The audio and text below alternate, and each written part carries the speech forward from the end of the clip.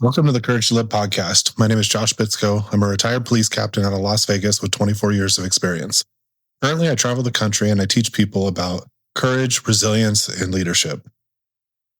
Today, we're going to talk about one of the bravest things you can do as a man, as a cop, pretty much even as a human.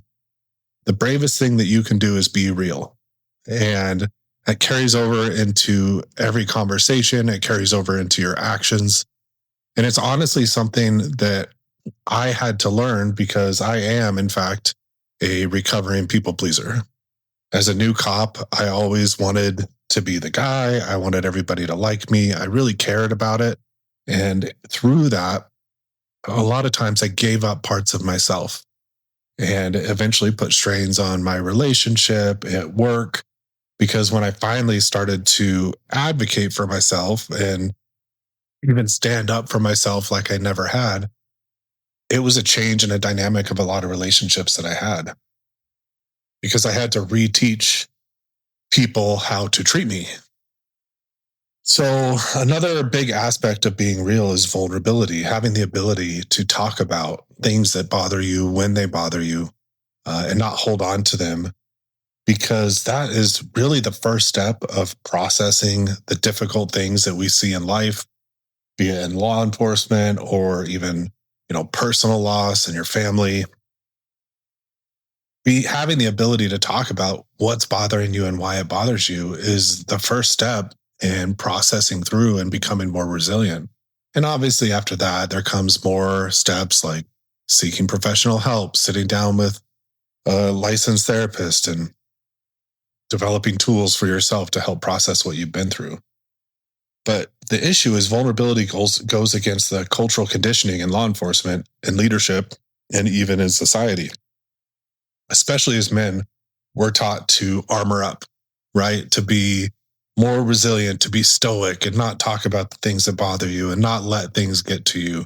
We've been conditioned through culture, through TV, we see these action heroes and all the different things that we see on TV is how brave men, these protagonists are supposed to act. And then we think we have to act the same way, but that's not real life. But unfortunately, culture has an impact on how we see ourselves. So what ends up happening, instead of, being stoic, we pretend to be stoic. We push down the hard emotions. We're not authentic and with ourselves more than anybody else. And those things that bother us just fester and they continue to get worse and they continue to build. And a lot of times that can lead to an explosion or an argument because you can only take so much. Pretending to be stoic and pretending to not let things bother you is easy until you can't do it anymore. But real courage is more than just like running towards danger and sacrifice and all the things that we see in TV and even we see in real life. Real courage is also being honest about fear or pain or doubt, honest with those around us and honest internally to ourselves.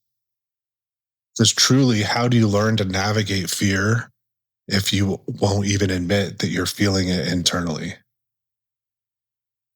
The next step is in leadership, how being real is important. Admitting that you don't have all the answers is counterintuitive because you think as a leader, you're supposed to have all the answers. I know when I was a new detective sergeant, I was in our child abuse section in Las Vegas, and I had never been in the detective bureau before, never as a detective. And then as a sergeant, I ended up transferring to investigating now very serious crimes and child abuse and child death. And a couple weeks after I got transferred, I'm trying to learn the job. I'm trusting that my detectives know what they're doing as I'm trying to catch up. And I get assigned a new detective. His name is Chris. And he walks into my office. And he's like, "Hey, Sarge, I'm super excited to be here. I can't wait to learn from you about this job and all the things that I need to do." And I told him, I'm like, "Hey, I'm going to be honest with you. I have no idea what I'm doing here either. I can do a search warrant. I know some steps of the investigative process. from my patrol days. But as far as the detective, I'm learning too. So how about this? Let's learn together. And him and I talked over the years. We still talk occasionally. And he always said that was honestly the coolest thing a leader ever did because, you were vulnerable and told me you don't know, but we're going to learn together. And we did. And that was a lesson for me too, because internally I wanted to be like, yeah, no, I got you. I'll teach you all these things and it's going to be great. I learned a lesson in that moment that if you're real and you can admit when you don't know something as a leader, as a parent, as a spouse, that authenticity gets you further than acting as though you know it all. That leads into my next point is dropping that you're the perfect leader, you're the perfect cop, you're the perfect spouse mask that a lot of us wear and showing that humanity that nobody is perfect and we're all going to make mistakes. That also opens the lines of communication and builds trust. One of my biggest issues for a very long time is I grew up expecting myself to be perfect. I had to always get the best grades. I couldn't make mistakes at work. I couldn't make mistakes basically in life. And when I would make those mistakes, and they happen, and the mistakes are inevitable, it had way more impact on myself. And there was a lot of shame wrapped up in that. And, shame is one of those emotions that usually we cover with something else, whether it's, anger, irritability. So because I dealt with a lot of shame because I expected myself to be perfect and then I wasn't, it really had a negative impact on my self-worth and how I saw myself.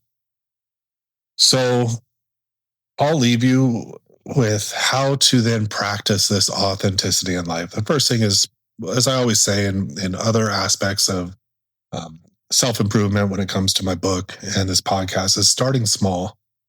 We try and take these giant leaps for improvement and they can fail, but starting small and sharing one thing you would normally hide.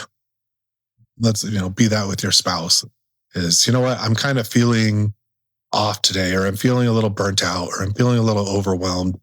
The stressors of life is getting to me today. And just share it and have zero expectations of what you get in return. Although I suspect that, generally you're going to have a positive interaction with somebody when you do that. The next step is asking for help when you need it. That's another thing I'm terrible at is I don't want help. I just want to put my nose to the grindstone and get the job done. Another way you can put this into practice is using plain language when something bothers you rather than deflecting it or using jokes or jargon like, hey, this bothered me because this happened. Not making a joke about it and then expecting the person to understand where you're coming from. And these are just a couple of examples. This is, one of those podcasts where I'm working to give you some daily thoughts related to the book, related to what I teach and what we talk about on the longer podcasts as well. But just remember, and I'll leave you with this: true bravery comes with being your true, authentic self. So taking those steps, taking those small steps, which will add up in time. And in 6 months, you may not recognize the person you are because you've improved so much and you've improved the relationships around you. Thank you for listening today. If you enjoyed what we talked about, please subscribe or share the podcast with a friend. Thank you for spending time with me.